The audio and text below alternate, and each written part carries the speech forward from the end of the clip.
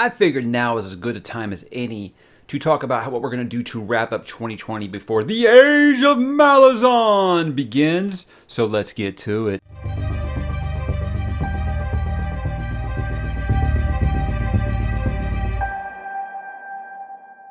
Hey, what's up, bookworms? Mike back with another TBR update. Like I said, I like to do these like once a season. Can't tell you guys what I'm going to be doing in October yet because I'll be talking about Fright Fest here on October the 1st. But November, December, I have plenty of things that I want to clear the decks for. Like I talked about, we're going to be starting Malazan. Our read-along starts in January, guys. I hope you'll join us. Got a big warband growing for this.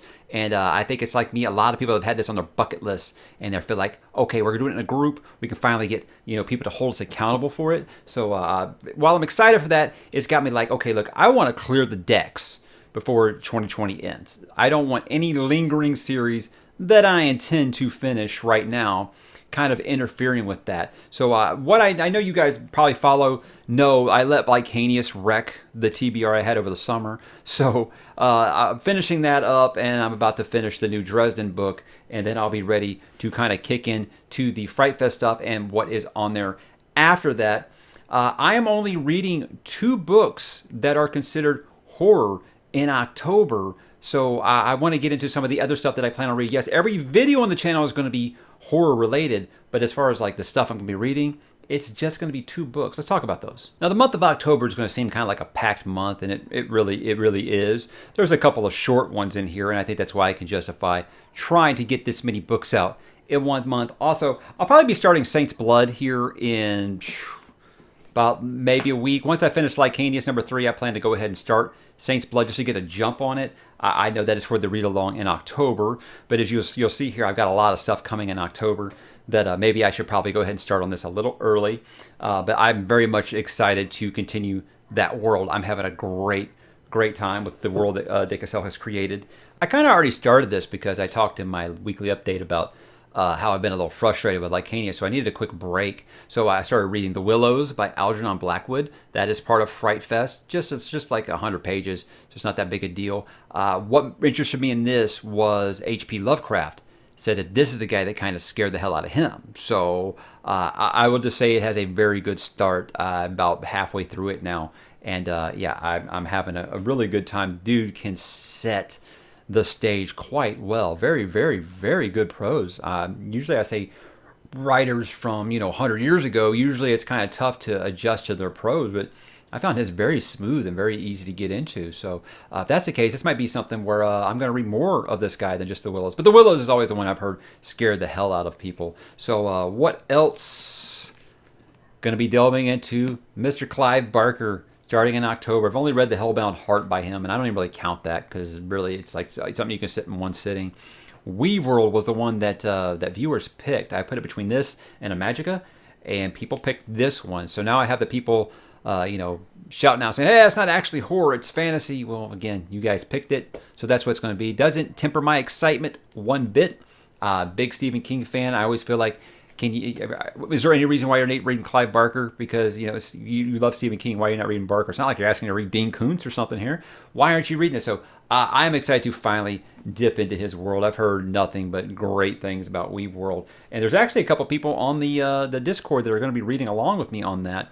I think I have it scheduled for like the second week of October.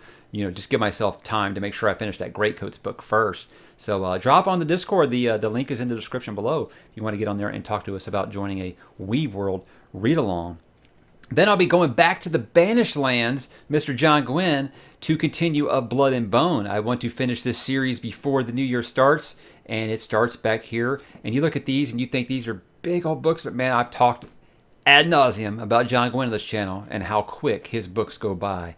This guy is the very essence of one more chapter, one more chapter, one more chapter. You literally have to stop in the middle of a chapter or you're not going to stop. So I enjoyed the first book, Time of Dread, and I've heard they only get better as they go along, just like Faithful and the Fallen Dead. So excited to go back to the Banished Lands and hope I don't get stabbed.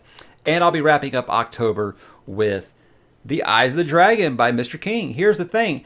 I've never read this. There are Stephen King books I haven't read. I just to briefly state, I was not happy with how The Dark Tower went when I first read it. And it was like, I have no interest in going back and reading his other fantasy stuff now, because that was the only stuff I hadn't read was Stephen King's fantasy stuff. So I never went back and read Eyes of the Dragon. I never read The Talisman. I never read Black House. And I never went through The Keyhole because I was so upset about Dark Tower 7. But part of the end of the multiverse series, we're doing it in publication order. So this will be my first reading of Eyes of the Dragon. So that's a small book, so that shouldn't be too difficult. I have an advanced reader copy of The Fires of Vengeance, Evan Winter. That's the Burning #2, the sequel to Rage of Dragons. They didn't want my review to come out until, I think they said right before the book comes out. Apparently I got bad information because other people who got the ARC 2 review have already put the reviews up, so apparently I got bad information. But again, at this point now, I'll just wait until it's close to the release, so, you guys who want to read it don't have to wait very long. You can get the review, and then... So, yeah, that seems like a lot for October. And it is, but really, I think there's just some small reads in here. I think Weave World will probably be the one that takes me the longest, just because looking in there, it's got some really small print. So that one might take me the longest, but I'm excited to finally dip into Mr. Barker. And let's move on to November. Starting in November, we'll be wrapping up the read-along for the Greatcoats with Tyrant's Throne. Again, these covers are just slick, aren't they? I love it. Again, like I said, the first 2 books have been really wonderful. I'm hoping it continues because I could not think of a better series we could have picked for this test run read-along before we get to Malazan next year. So again, I've reviewed the first 2 on the channel. I actually, I've only reviewed the first one, haven't I? I haven't done the second one yet. I need to do that, don't I? How about that?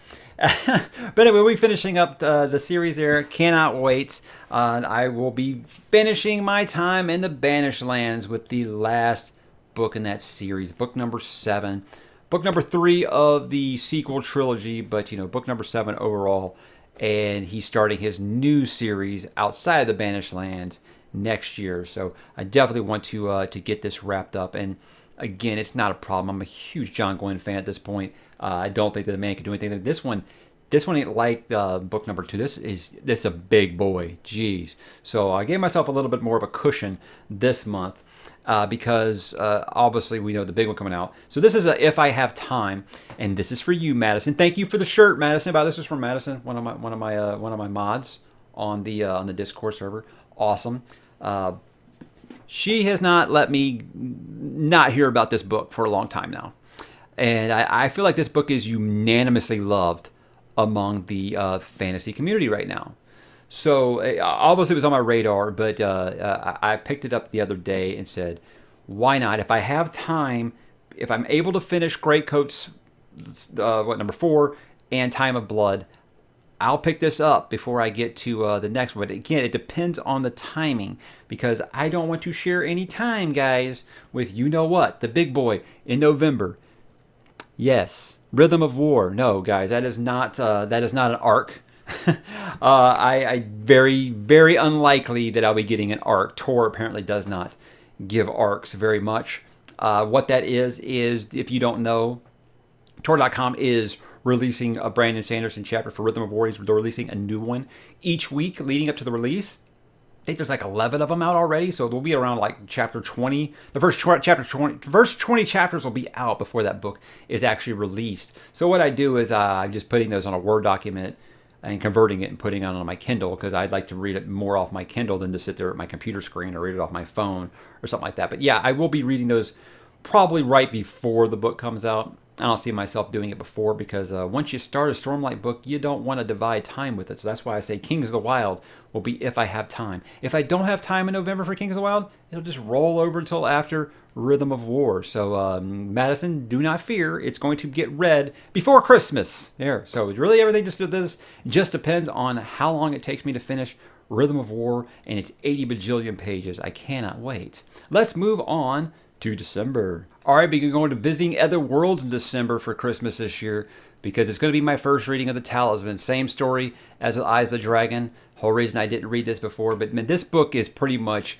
unanimously loved amongst the kingdom. So it feels like a long time coming. Apparently, it is a really, really great coming of age story, and you know that I think that is King's bread and butter.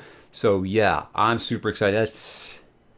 That's a big read. It's a very big read. But guys, I don't know about you. I can fly through a Stephen King novel, no matter how big it is.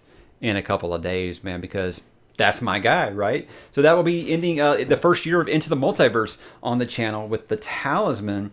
Then I've talked about this recently. Empire of Silence. This is by Christopher Rocchio.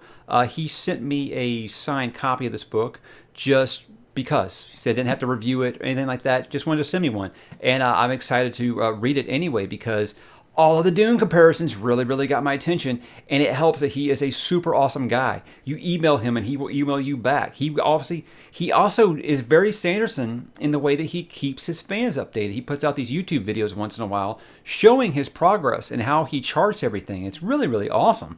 And I have a weakness for authors that really communicate with their fans. And I've said I want to inject more science fiction into the channel next year, and it's going to be starting with this, and I plan on doing the three-body problem sometime next year. So we'll get into definitely some more science fiction. And Hyperion. Hyperion's going to be happening. But again, for December, same deal. Kings of Paradise by Mr. Richard Nell. Mr. Richard Nell. He sent me this as well. Said, hey, I just want to send it to you. I enjoy your channel. But again, my guy Patrick raves about that series, so I'll definitely be checking that out. So this really just all depends on December, being able to finish it before New Year. Really, again, it all just comes down to Rhythm of War. I've slated myself 2 weeks to be able to finish it. It took me longer than that to finish Oathbringer, so I am virtually learning the kids right now, so that's really dominating a lot of my reading time. But I also applied for an ARC of Ready Player 2.